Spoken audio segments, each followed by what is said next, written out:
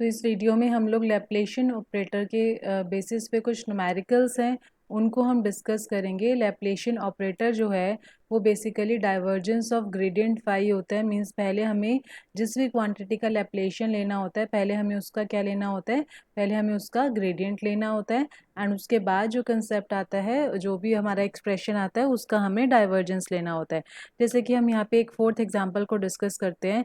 Del square r into r vector should be equal to 4/r vector. यहाँ पर जो r vector है that is the vector quantity and जो small r है that is the scalar quantity. Means ये हमारा phi बन जाएगा और ये हमारा f वेक्टर बन जाएगा। तो सबसे पहले लैप्लेशियन ऑपरेटर की जो डेफिनेशन है डेल स्केयर की, जो हमने इससे पहले चेक की है, curly square by curly x square plus curly square by curly y square plus curly square by curly z square. तो ये हमारे पास आर वेक्टर, अगर हम लोग यहाँ पे चेक करें लैप्लेशियन ऑपरेटर की जो डेफिनेशन है वो बेसिकली हमारे पास ग्रेडियंट ऑफ डाइवर्जेंस से मिलके बनता है। बेसिकली अगर हम यहाँ पर चेक करें दिस वन, पहले ग्रेडियंट ऑफ फाई हम फाइंड आउट करते हैं, फिर जो हमारे पास आता है उसके बाद हम उसका क्या लेते हैं, डाइवर्जेंस लेते हैं। तो डेल डॉट डेल फाई, तो डाइवर्जेंस ऑफ ग्रेडियंट फाई क्या होता है, लैप्लेशियन।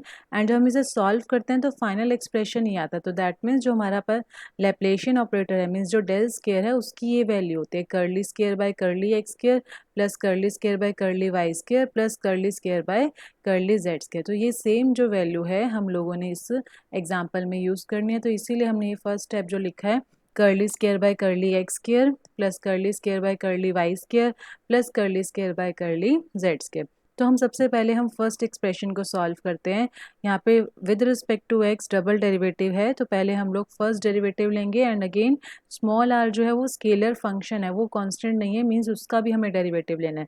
तो हम लोगों ने पहले प्रोडक्ट रूल लगाया, small r as it is r vector का डेरिवेटिव, फिर r vector as it is small r का डेरिवेटिव। तो इस तरह से हमारा एक्सप्रेशन आएगा। एंड यहाँ पर ये चीज़ बहुत ध्यान से नोट करने वाली है, हमने इससे पहले वीडियोस में चेक किया हुआ है।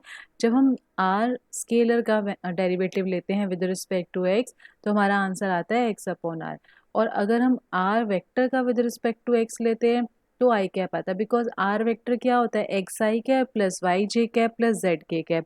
तो अगर हम आर वेक्टर का विद रिस्पेक्ट टू एक्स लेंगे, वाई जेड तो कांस्टेंट है तो वो तो डेरिवेटिव उनका जीरो हो जाएगा, तो सिर्फ आई कैप रहेगा। तो यहाँ पे थोड़ा सा ध्यान से हमें वैल्यूज को पुटअप करना है। तो curly r by curly x हमारा एक्स अपॉन आर है और curly r vector by curly x जो हमारा आई कैप है। तो इस तरह से हम लोगों ने यहाँ पे जितना हमने सॉल्व किया उसके बाद हम लोगों ने फिर से डेरिवेटिव लेना है।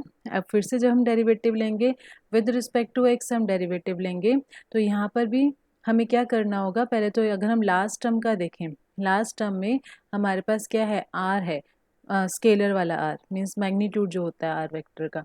तो that will be curly r by curly x i cap. जो फर्स्ट टर्म है, फर्स्ट टर्म में हमने बेसिकली प्रोडक्ट रूल लगाना है। तो आर वेक्टर अपॉन आर को मैं फर्स्ट टर्म मान लेती हूँ और एक्स को मैं सेकेंड टर्म मान लेती हूँ। तो first as it is second का डेरिवेटिव, सेकेंड एक्स का derivative with respect to x कर रहे हैं तो आंसर हमारा 1 आएगा। तो यहाँ पे इनटू में 1 है plus x as it is इसका डेरिवेटिव। अब यहाँ पर अगर हम चेक करें जहाँ मेरा कर्सर मूव कर रहा है, आर वेक्टर अपॉन आर ये जिसे हमने फर्स्ट माना था, मुझे इसका डेरिवेटिव लेना है एंड इसके लिए हमें इसमें क्या करना पड़ेगा, क्वोशिएंट रूल लगाना पड़ेगा। तो हमने क्वोशिएंट रूल लगाना है एंड अगेन हमने ये चेक बहुत ध्यान से करना है कि हम आर वेक्टर का ले रहे हैं अगर with respect to x derivative तो आई कैप लिखना है, अगर आर स्केलर का ले रहे हैं इसलिए एक्स बार। तो इसलिए हमें रिटर्न में जब हम न्यूमेरिकल्स करते हैं तो हमें ये एक्स्ट्रा थोड़ा ध्यान रखना पड़ता है कि हमने आर वेक्टर कहाँ लिखना है या आर स्केलर कहाँ लिखना है, क्योंकि ज़रा सी भी अगर हमारी मिस्टेक होती है तो सारा का सारा जो कैलकुलेशन है वो हमारे पास गलत हो जाएंगी। तो उसके बाद हम लोगों ने टर्म्स को सेपरेट जितना हो सकता था हमने सेपरेट किया। अब हमने क्या किया, हमने सिर्फ curly square by curly x square find out किया। अब हमें ये भी फाइंड आउट करने थे, तो हमने एक एक्सप्रेशन को पूरा सॉल्व किया है, तो सेकंड वाले के लिए हम सिर्फ यहाँ पर सिमिलरली लिखेंगे। अब हम ऑब्जर्व करेंगे बिहेवियर को कि जहाँ जहाँ एक्स था वहाँ वहाँ मुझे क्या करना होगा, वाई पुट करना होगा। तो अगर मैं यहाँ पे चेक करूँ, यहाँ पे फर्स्ट टर्म जो है वो तो आर वेक्टर बाय आर ही रहेगी, सेकेंड टर्म में एक्स वाले की जगह वाई हो जाएगा, और जब हम विद रिस्पेक्ट टू जेड करेंगे तो यहाँ पे जेड आ जाएगा। तो जस्ट वही है कि हम जब विद रिस्पेक्ट टू वाई करेंगे सारा एक्सप्रेशन बिल्कुल सेम रहेगा, सिर्फ दो चेंजेस होंगे, एक्स की जगह वाई आ जाएगा और आई कैप की जगह जे कैप आ जाएगा। सिमिलरली जेड में एक्स की जगह जेड और आई कैप की जगह के कैप आ जाएगा। तो जब हम इन्हें ऐड करेंगे, जैसा कि मैंने बोला आर वेक्टर होता है x i cap plus Y J cap plus Z के कैप, तो वो तो हमारा आर वेक्टर बन जाएगा।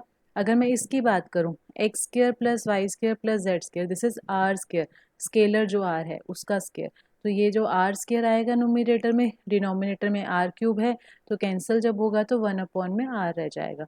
लाइकवाइज ये हमारा आर वेक्टर है। तो अल्टीमेटली मैंने अपने पूरे एक्सप्रेशन को आर वेक्टर या आर पे कन्वर्ट किया, जिससे कि हमारा फाइनल रिजल्ट आ जाएगा। सिमिलरली अब नेक्स्ट क्वेश्चन है divergence of gradient R raise to power N.